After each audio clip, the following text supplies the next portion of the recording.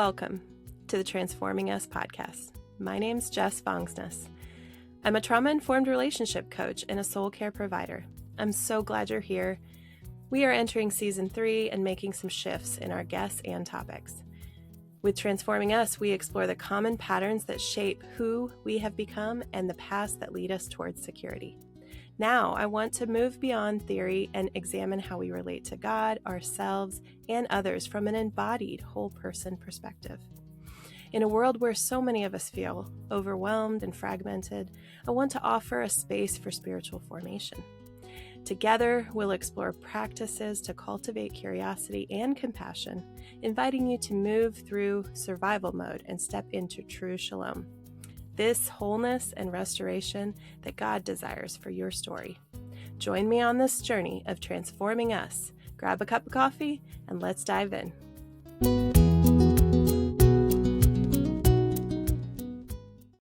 All right, so we are joined with Kaylene. Last episode, she shared quite a bit about her personal journey into becoming a leader in soul care and some of her experiences and relationships that helped shape her on her spiritual formation journey. And she described the inner life in a slower pace. And we talked a little bit about the Soul Care Institute and the 6 retreats that I've gotten to experience so far in my time. And so today we want to have a conversation about disengaging, learning to listen, and belovedness. So welcome back, Kaylene. Good to be here again. Yeah. I just so love having conversations with you because you go to the depths and you use very vivid imagery in your language and descriptions, and that makes my Enneagram 4 heart very happy. Yay. I'm glad I can oblige. Yeah. So tell us, we'll just jump right in. At the Institute, you focus heavily on these 3 shifts: the power of disengagement, the power of listening, and the power of belovedness. Mm-hmm. So can you break these down a little bit? What do you think healthy rhythms of engaging the world and intentionally disengaging look like for a soul trying to make these shifts? Well, I don't think it's easy for a soul trying to make these shifts because, as we talked about last time, we've been enculturated to live bifurcated lives, to live compartmentalized, to live not as whole beings, but as individuals who, are here and you're one way and here you're another way. And, here you're edited and shut down maybe, or, we all know what that looks like. So healthy rhythms for a soul take a lot of practice, and they take a lot of, I would say, slowly moving into learning what they are. Because what we don't do at the Soul Care Institute is provide this sort of template, and then everyone follows the template, and then everybody gets healed and everybody's fine. That is not what happens because each soul is a different way. Mm-hmm. What helps my soul disengage, for example, and what helps your soul disengage are 2 different things. Probably. Yeah. Some people are very physical in their approach to life. And so disengagement for them, actually, it's very important that they're out, running 10 miles a day, or they're digging in the garden, or they're, doing whatever it is that speaks to them in that way. Some people are super, sort of in their head, and they need mental exercise to disengage. They need to figure things out. They need to, have that sort of way of being, and the list goes on and on. There's for every person, there's a new way of disengaging. The important thing is to disengage, and the power of going from let's say your job is as a teacher. You're teaching students in a school. The important thing for that teacher is to leave the job, leave the, close the door, pack up your whatever you're packing up. Somebody told me one time that they had a place on the way home that they mentally said, okay, I'm leaving all of my briefcase and all of the problems at work, all the maybe conflictual relationships. I'm leaving them here on the side of the road. And from here on, I'm going to walk away and I'm going to take the time with my family. I'm going to take time for myself tonight. I'm going to do what I, can. And then tomorrow on my way to work, I'll pick all that back up again. Mm-hmm. It was kind of a really powerful image for me for disengaging. And I started being able to, in another way, do that. Mm-hmm.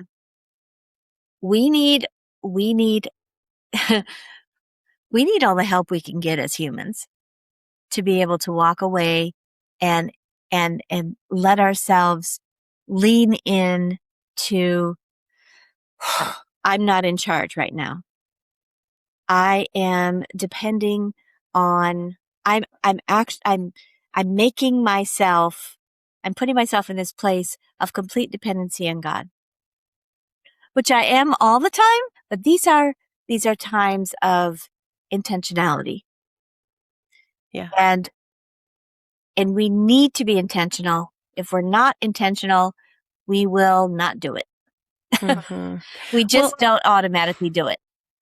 Yeah, and you make such an interesting point when I think about disengagement and just different personality types. I know one of our retreats is all about the true self and kind of understanding Enneagram from that perspective. Right. So people learn about their numbers and things like that. But when you talk about disengaging, for some people, it's got to be very physical. And some people, it's like a very mental process. And other people, it's like this connection and emotion. And so you have different centers. I think the body center is very physical and head center and then the heart center. And so knowing how you're wired is really important for knowing how to disengage. Right. And how to work with what you've been given, who you are, to meet God where He wants to meet you, and to clear that space. Yeah. So that's really interesting. Yeah. So whatever center you come out of, heart, head, gut, whatever it is, it's important to enter into, that disengagement with intention. Because I'm telling you, as human beings, we don't naturally do that. Mm-hmm. We will naturally keep doing the thing that is either making the money or solving the problems or taking care of the family or whatever. We will keep doing that. Mm-hmm. And, they say a body in motion stays in motion. Mm-hmm. A person who is working and feeling like they're getting stuff done and has a to-do list is going to want to continue the to-do list. I have a husband who loves his to-do list. And he will keep doing it. But it's so helpful to know, I can lay this down and I can come back to it. I can come back to it. Mm-hmm. Now I'm going to put this away. I'm going to check out for the rest of the night. I've got, maybe an hour that I can sit on the front stoop and look at the sky and hear about what God says to me about who I am. Yeah. I think it's really important to take our cues from Jesus when it comes to disengaging. It's not when all the work is done because, he just walked away from the crowds. The work was not done. Right. He walked away from sick people. Mm-hmm. He walked away from needy disciples. And he was just like, all right, you get in the boat, you go, I'm going over here. Right. I need time. I need space. Yeah. I need to breathe. And I think it's important to copy that intentionality. Mm-hmm. Not rudely, not just, just to say, this is what I need. This is what I need for me. This is about caring for your soul. Mm-hmm. Yeah. Well, and I love the order of these three things too, because I think you have to disengage. And then, like when you talk about Jesus going away to these lonely places to be able to be with his Father, what would he do there? He'd listen, and he would pray. Yep. Yep. So tell me more about this learning to listen. I don't believe that we are taught how to listen just in life. We're Mm-hmm. taught I took a speech class. I learned how to speak. Mm-hmm. I learned how to speak in front of people. I knew what to say. Anybody who has gone to seminary has learned the proper way to give a sermon, the orator sort of practice. And we learn all kinds of things about speaking, but we don't hardly have opportunities to learn how to listen. So one of the things we engage in the Institute is what we call listening groups. And we call them listening groups because that is what we hope happens. And in these groups of 4 or 5 people get together and they sit in a space by themselves with the commitment to listen to each other. And that listening takes place in the way that one person gets, say, 10 minutes to speak. And they can take their 10 minutes or they can, maybe take half of their 10 minutes. But the point is, they're not going to be interrupted. They're not going to be what we call fixed. They're not going to be offered advice or, well, this is what I did in that situation. Nobody else in the circle is going to talk for those 10 minutes because it's theirs. And it's a sacred time for them to be able to tell a story or to tell a question or to express themselves.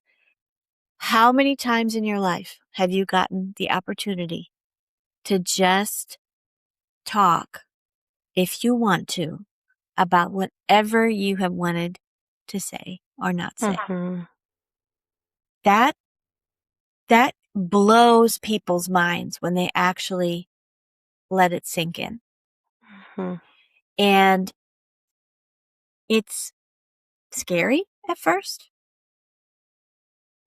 because, again, it's a very vulnerable space. At the same time, it can be a healing space. And for the people who are listening to that person, it is super good practice to not be listening in their own mind. Okay, what am I going to say after that person is done? Mm-hmm. Because that's what we often find ourselves doing. Yeah. You're sort of half listening to what they're saying so that you can respond in some really brilliant way or a better story or Mm-hmm. can one up them or whatever. That's mostly what we do. But Yeah. the practice of sitting and then giving that person space, even after they're finished, holding space in silence without any response, but in a holy way, in the presence of God. I just think, what more hospitable thing can you do for someone? Yeah. Yeah. I 100% agree. Me as a another person in the room. So say you're sharing about something that God's doing in your um, silence and solitude time, or in reading of scriptures or other readings. I have a long history of interrupting people, of fixing, of I want to add the most unique, beautiful thing to Right? what they've said. And it's just, it has been so good for me to practice staying present. And maybe when I start to do that thing where I'm thinking of what I'm going to say, instead pray thankfulness over what they just said. Yeah. Like, thank you, God, that you're revealing that to them. Thank you for this this beautiful soul, that they're, that they're open to these ideas, or that they're hearing from you at all, just moments like that, learning to hold my tongue, and there's nothing for me to say. I don't have to say anything. It's really good in just everyday life to just learn. And over the years, I think as a coach and stuff like that, it's like I've gotten better at that. But it's just part of how we are, is Yeah. we think we need to correct people. We think we need to save them or fix them, or we take their story and we hijack it and we make it about us, and we want to tell our story. That And it's reminds like, me. And yes. yeah. And that's not listening. It's not.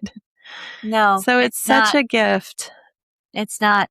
And it's so, I just think, for, it's healing Mm-hmm. for people to be able to learn how to be quiet, to learn how to not just not talk, but to quiet your mind, Mm-hmm. to it's almost like breathing it down, as you're listening. And then I have heard stories of people who have gone back to their homes and their spouses have said, you've become a much better listener. Like, I feel like I can say more around you. You become a safer person to tell things to. Mm-hmm. I mean, that's beautiful. That's transformation. That's growth. Yeah. Yeah. Becoming a safe person is so, Yeah. there has been a few times when somebody has said that to me. And it's just Mm-hmm. like, to me, that's what I want to be. Mm-hmm. And I think, in last episode, you were talking about regulation and this idea of calming your inner world, like that when you can receive the peace of God and breathe, like you said, like just let it drop down. The anxieties of feeling like something depends on you to fix, or to, I think maybe something they say is triggering something in your own story, Yeah. like you have to do something about that. But just to kind of like breathe God's presence into that moment and go, it's okay. Mm-hmm. Like you said last episode with the baby on your chest, the very first thing that a parent says to a brand new born baby is, it's okay. It's okay. You're going to be okay. Learning to do that and listen to what's going on in ourselves while we listen to others. And I think that's a big part of it too. Yeah. Yeah. Listening to God and yourself and what they're saying. Yeah. So, As you're talking, I'm thinking about a few times. I tend to be a person who is a leader. And when I get into a situation where there is no leadership and everything's kind of at a loose end, I feel this compulsion in me. And I hear now, because I am learning to listen, I hear the voice of God saying, it's okay. You don't have to do anything. yeah. You don't have to do anything. Mm-hmm. Because there would have been a time when every single instance I would have been in, if there wasn't a leader, I would have instantly jumped in. Yeah. And Yeah. so I sit in the discomfort of no leadership. and I'm learning it's okay to do that. Yeah. And that's absolutely the same thing as what it feels like when I say I'm listening in a listening group, and, my impulse is to want to save or people please. And I hear that voice of God go, you are so loved. Mm-hmm. Just stay present.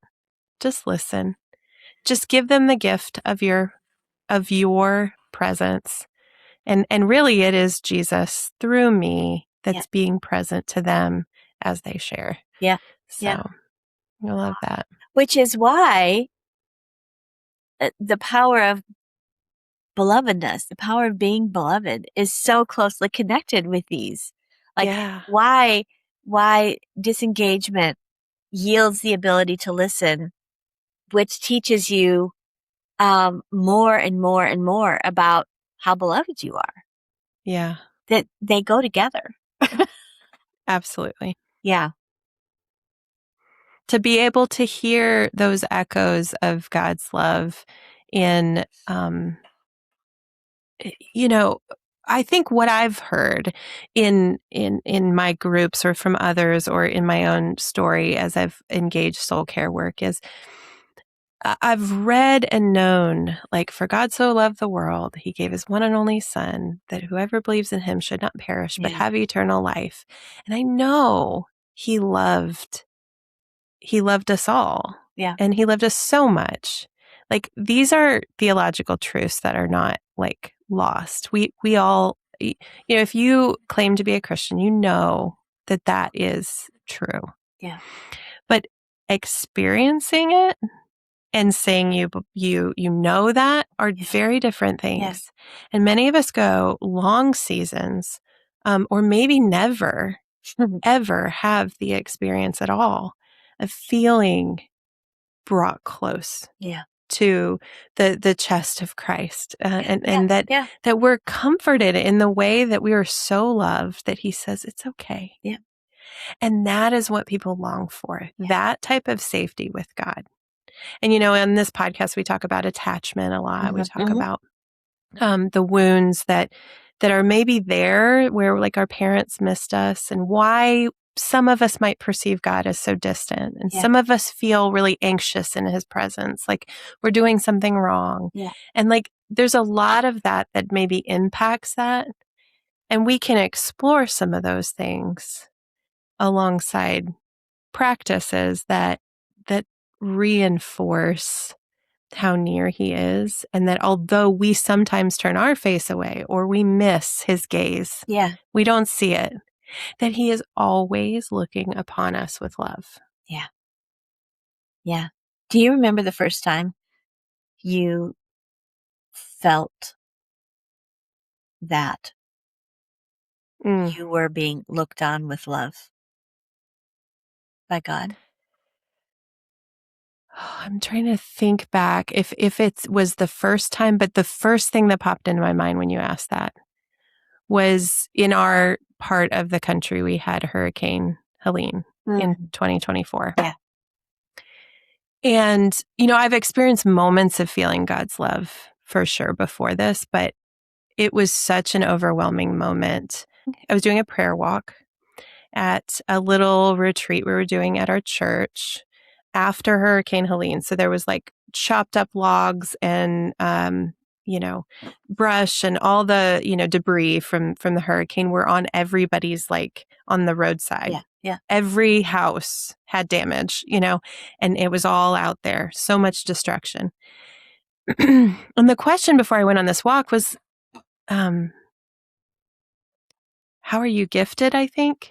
And the words seeing came to mind. And I don't know, I just was walking. I picked up some seeds and I carried those in my hand and I walked around the block. And then I picked up, some of the top caps to acorns, but the acorn wasn't in it. It was just part of it. Yeah. Just these different elements. And I don't know why. I was just picking up those things and looking at all the destruction the entire walk. And then I round this corner and I see a small-ish maple, like Japanese maple tree.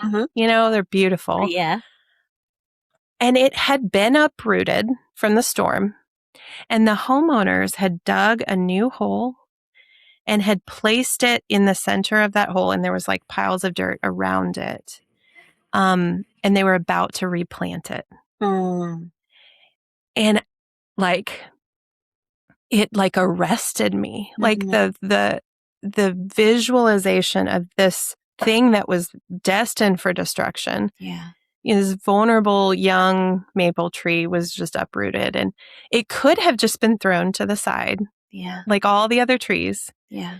But this tree, the homeowners were like, I'm going to see Wow. a long life ahead, that we want this tree to make it, and that it's worth replanting and securing it, and caring for it the way that it needs to be cared for to flourish. Mm. And I just heard from God, like, I see you. Because the whole time I was thinking, well, I see people's gifts and I like to listen to them, and I'm gifted in this way, and like all these things that, knowing that I'm just kind of wired and I feel very called to like sit with people and listen to their stories and things like that. But I saw that tree and I heard the voice of God say, and I see you. Wow. And that you're worth caring for in this way and replanting, and you will grow strong and be healthy and all these things. And so, yeah, thank you for asking that question and reminding me of that Thank you for moment. saying the story. This is so beautiful. So beautiful. And that is belovedness. Yeah. I think when we can experience and hear God saying things like that to us personally, like that's what carries us through the storms. 100%. Yeah. 100%. Do you have a moment that you think about? I two moments come to my mind. I feel like I've collecting them for a long time. I'm a lot older than you, but but the awareness of them has become more heightened, right? I'm sure there have been many, because God is always everywhere, with us. And so it feels like when we finally open up our eyes and see, oh, okay, that was you, I think the longer you walk in awareness, the more you see, and the more, we travel a lot. And so sometimes there are hotels that we stay in. And one morning I woke up to use the restroom. It was early in the morning, and I was on my way. I think God is very playful. Like, sometimes I just laugh at what happens because I know it's God. And it just makes me laugh. The sense of humor is just incredible. So I'm on my way to the bathroom, totally incoherent still, because I'm just going to do my thing. And all of a sudden, I get to the door of the bathroom and I become totally aware that the Spirit of God is at the threshold of the bathroom. And it was so funny. I heard, I don't know, audible voice or whatever, but I heard, good morning. And it was just such a, and I laughed out loud, and I felt like God was laughing too. And I laughed out loud, and that moment hasn't left me. That was a couple years ago. And it was just like, I was not thinking about talking to God at the bathroom threshold. There was another time we were riding west across Kansas on Highway 70, which is, for any of your listeners who know, it's a long road and there's a lot of sky. And I was there in the car, and I felt this just overwhelming sense of the muchness of God. And also being sort of swept up into that muchness.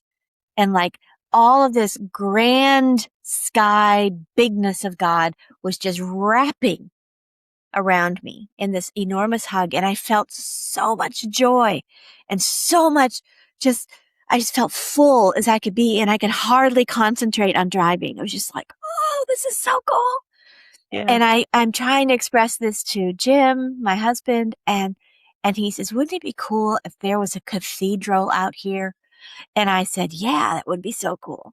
And like the next sign said, Cathedral of the Plains.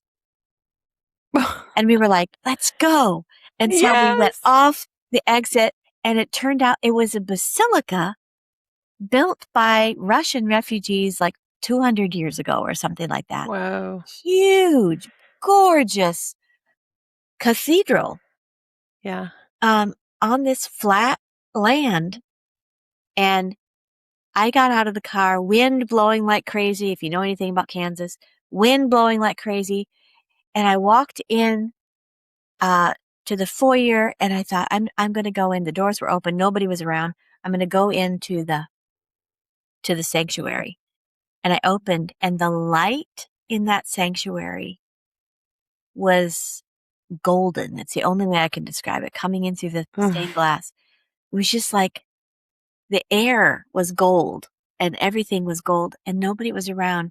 And I started weeping, and I felt the love of God so strong in that place. And I don't know that, the whole time I was thinking, God's love is golden. That's the color of God's love. Mm. And that's what, so my whole being was interpreting this. Yeah. I was taking it in with my eyes, but it was, and, and in the moments that we feel those belovedness moments Yeah. is when we, I think, are most whole. Mm. Yeah. Oh,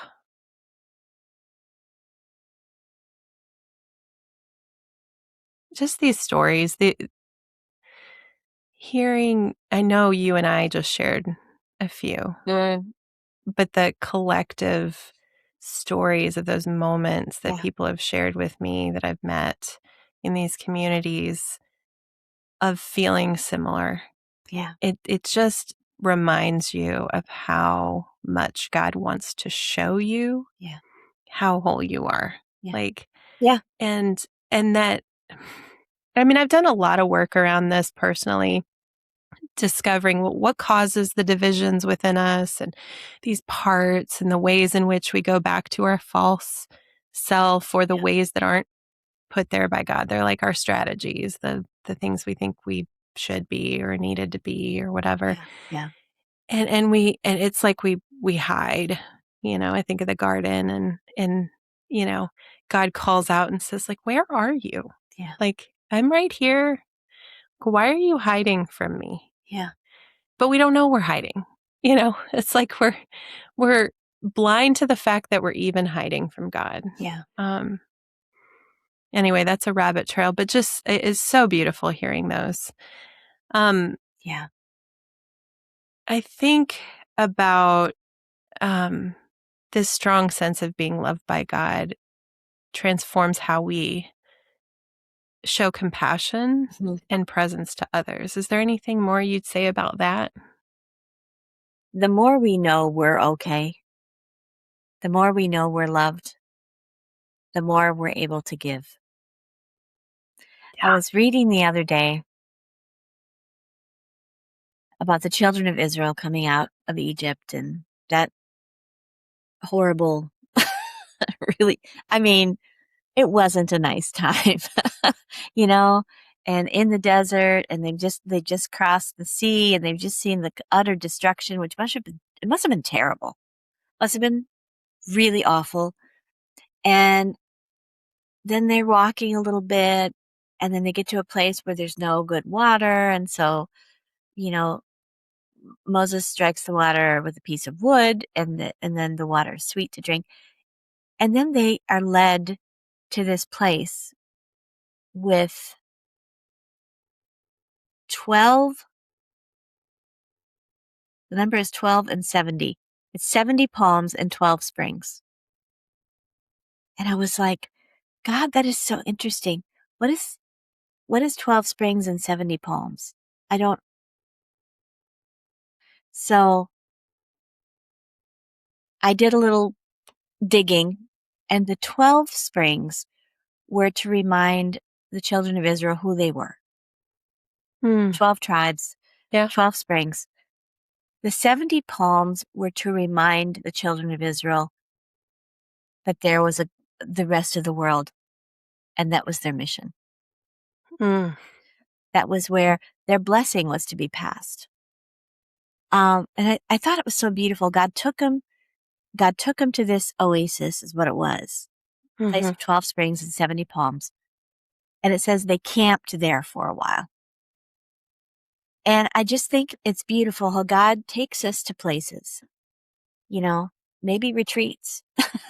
Yeah. Maybe this is a retreat, a Yeah. picture of a retreat where we learn who we were created to be, and then how who we are created to be was meant to bless others. Mm. And there's just something beautiful about that motion. Learning how to be whole, learning that we're beloved, learning about becoming fully integrated, learning about listening, learning how to disengage, all of that. If it's only for us, Yeah. then it's a pretty selfish game. Mm-hmm. But that was never God's intent.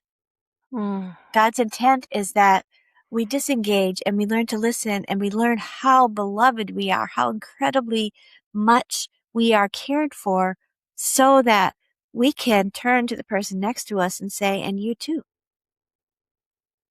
And that's the point. That's the point. So that this community then becomes not just a beloved person, but a beloved community. Yeah.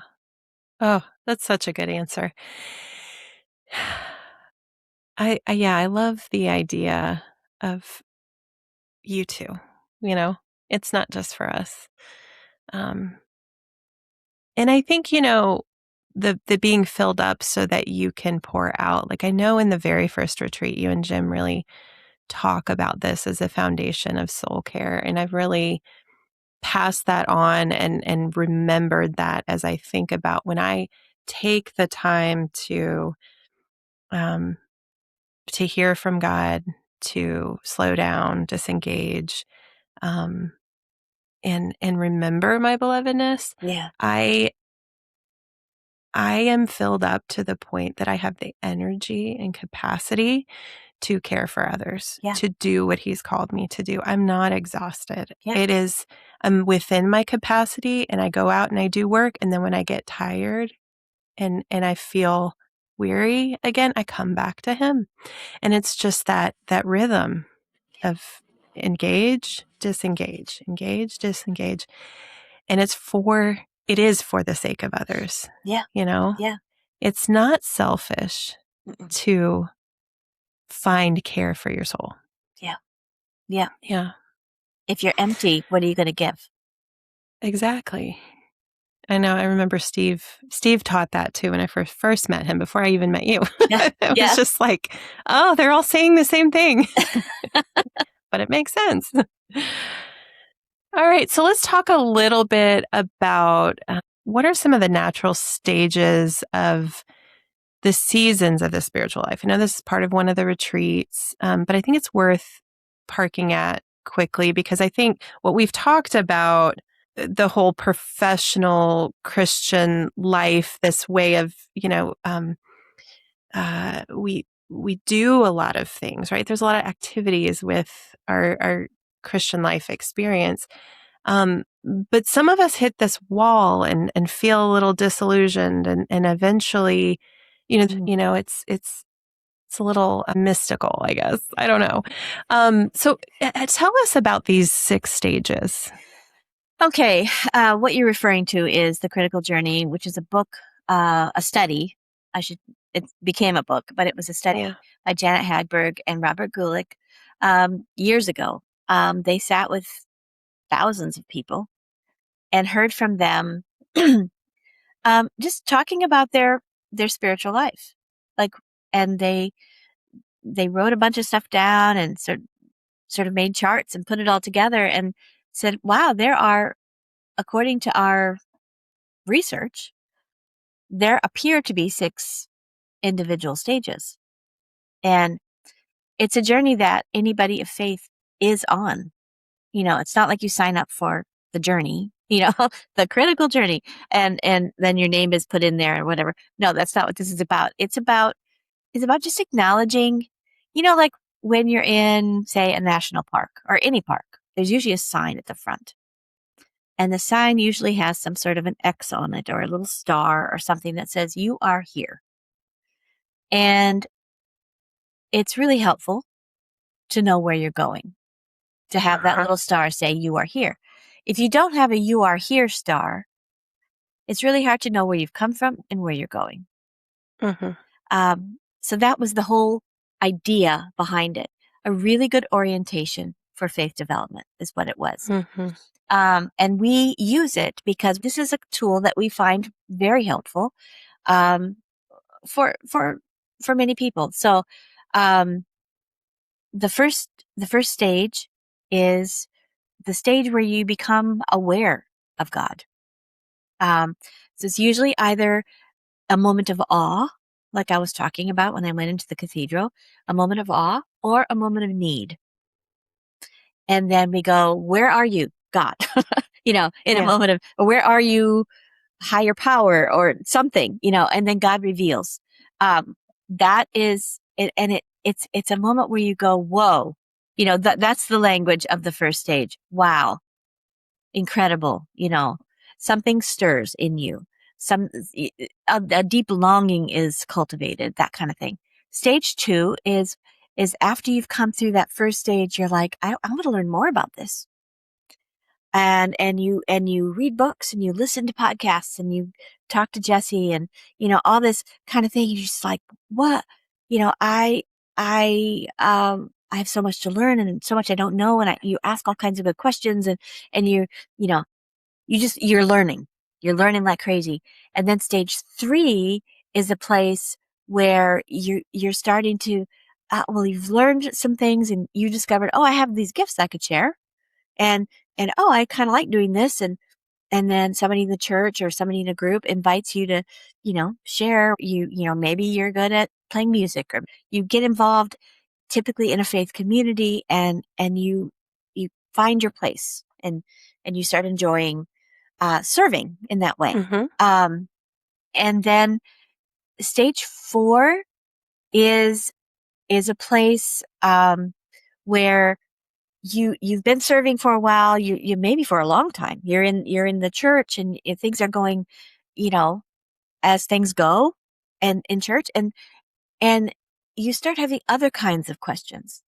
Well, back in stage 2, I learned this, but now I'm wondering this, or I have something doesn't quite match up with my experience, or or maybe you have a crisis where a close person dies, or something happens in your life where you're sort of, whoa, that didn't feel good. Now I don't know what's going on. God, where are you? Those kinds of moments. Stage 4 has what we call a wall in it. And the wall, people come up to it and they find that it's a place where they have to stop in their journey. They have to stop and they have to take account of what's going on here. And it's accompanied by deep questions, sometimes questions that you're not even comfortable with yourself. But you do ask those questions. Some people ask them and find people to companion them here at this wall. Some people get to the wall and they say, well, that doesn't feel good. And they turn around and go back to stage 3. Some people get to the wall and say, you know what? This faith thing isn't all it's cracked up to be. And they entirely jump out of the journey. And they're just like, I'm done. Whatever. And there are people who stay and they walk along the wall and they ask for God to show them what's going on. And then in a spirit of curiosity, they begin to wonder if bricks are loose and they start pulling at them. Maybe they even set up a tent and they stay there because they want to learn more about the wall. There's all kinds of ways to live in that space. Mm-hmm. For those who end up going through the wall, the stage 4 is called the inward life, Yeah. which is in that motion you can see happening. People are going, whoa, I'm discovering things that I didn't know were there. Yeah. Stage 5 is the life lived outward. And it looks a lot like stage 3, but your motive is different. Your motive is not to serve for attention.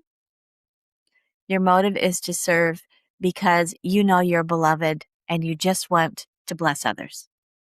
And Mm-hmm. then stage 6 is called the life of love. And that is where you, it's typically a person who's lived a long time and a long Mm-hmm. time with God. And they are fully integrated. And they are people who don't talk much and who typically grin a lot Mm-hmm. and learn how to listen. They know how to listen so well, and they'll just Yeah. listen to you. There are in terms of numbers, there are much fewer people in stage 6 than there are in stage 1, 2, and 3. Oh, yeah. Yeah. So anyway, that's the journey of the what we call the critical journey, and Mm. it has been a really powerful tool to have people walk through in our teachings and sort of wonder about where they're at and what their Yeah. stories are. It helps them tell their own story. It does. Yes. Yeah. You did a really beautiful job of just summing those up, briefly in a way that we can understand what are we talking about here? Because I share this with people from time to time just to give them an anchor. Oh, Like, you're not crazy, mm-mm. The differences that you are experiencing between you and this other person could be simply explained by, stages of faith. And nobody's wrong. You're just learning different things at different times, Exactly. and we need to be where we are. Yeah. And I think that God takes us to certain places to take us deeper, that inner life stage. It feels kind of isolating and lonely, partly because we're going inward and we're trying to find God there. Yeah. That a lot of activity and a lot of busyness and a lot of peopling would it would distract from the work Yep. that sometimes is happening in that Yep. inward Yep. place. Like, I know I definitely identified with a couple years ago, kind of entering that stage 4 and just the disillusionment and stuff like that. And it just really felt very confusing, but I didn't have a desire to be with people as Right. much Right. as the previous stages, for Right. sure. Right. And now I feel myself a lot more wanting to engage with Yeah. people, Yeah. and from a place of non-judgment and Yeah. just like joy and but also with boundaries. Yeah. Yeah. So, Yeah. Yeah. And the yeah. beautiful thing about this is that it's not a line, Hmm. it's a circle. Yeah. And one of the things that Jim and I have found is that in any given day, we can find ourselves going through the whole cycle. Like, we wake up in awe of God. We're awake and breathing and here. That's kind of miraculous every day to wake up. And then we want to learn something. Hmm. And then we go about our day serving like normal. We serve. And then typically we'll come into some kind of a conflict or some kind of a mini wall, and oh, we have questions and then we'll try to resolve the problem and, kind of push through. And then we get to this place of where we want to live this life of love. It's kind of looks like a day sometimes, or it Hmm. can also be the broader picture of our lives. Yeah. Yeah. I feel that. Yeah. I love that about it being a circle and dynamic, you're Yeah. moving around even sometimes in a day. Mm-hmm. Um, but then that expression of being maybe in a stage for a season as well. And so, Yeah. yeah, it's very interesting. Yeah. Well, Kaylene, it has been such an honor and a joy to get to have these 2 episodes with you and hear your perspective on soul care in communities and spiritual formation, and learning to listen and belovedness in your stories. I respect you so much, and I'm grateful for our friendship. Well, why don't you take a second and share with any listeners if they're liking what they hear, and they want to get more information about either a smaller weekend retreat or the Soul Care Institute cohorts, where they can find that information. Right. soulcareinstitute.com, where you can learn about everything that is going on. And if for some reason you can't find or we just want to get straight to the point, there is an email address on there, info@soulcareinstitute. And we would love to hear from you. I get lots of emails. There's even a phone number. You can give a call if you want to, and leave a message, and I'll get back with you. We talk happily with whoever is emailing or calling. And it's one of my favorite parts of my day is when I just get to talk to people. So that is a way to learn about everything we offer. What's important to know is that starting in February of 2027, we are having 3 new cohorts. And we would love to see your listeners engage in the process of joining a cohort. There's an application process and so forth. And it's not a difficult application process. It's mostly talking to me. So, Yeah. And there are 3 different locations. There's one in Colorado, starting at the beginning of February, one in North Carolina, starting at the end of February, and then one in Michigan, starting in September. And all of them are accepting applications right now. And we would love to welcome you. Beautiful. And yeah, I would definitely attest to the transforming work that happens in those spaces. Any of those locations have wonderful hosts, as Yes. well as, different faculty for each retreat, which I think is really unique about the Soul Care Institute, to hearing from a variety of voices on these topics. And all that information is on the website, like Kaylene mentioned, which I'll put in the show notes. Yeah. Before we go, would you be willing to close us with a blessing or a prayer? Something that comes to mind? Love to. I would love Great. to. Thank you. God, it's so good to be part of your community. And we were so honored to be in your presence, wherever we are, even gathered here together.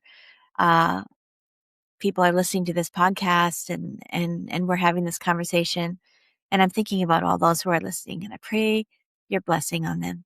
I pray that they would know that you are with them and in them and for them, and that you love limitlessly. And your arms are always, always open to be walked into for a big hug. Thank you, God. Amen. Amen. And as usual, I say to you all, may you be aware and open to everything that comes to you today, welcoming it all for your transformation. Thanks, Kaylene. Thank you. Thank you for tuning in to this episode of Transforming Us podcast. We hope that you enjoyed the conversation and that you found it helpful. If you loved what you heard, we would really appreciate if you would take a moment and leave us a 5-star review and rating. Your support helps us reach more listeners like you. And also, don't forget to follow us on social media and subscribe to our YouTube channel for more relationship content. Then, if you're looking to take your growth to the next level, check out our coaching services and groups at transformingus.org. We're here to help you transform your patterns and enjoy more secure relationships. Until next time, in the words of Raoul Shane, you do not need to do big things. Just do small things in a big way. Then transformation will follow you.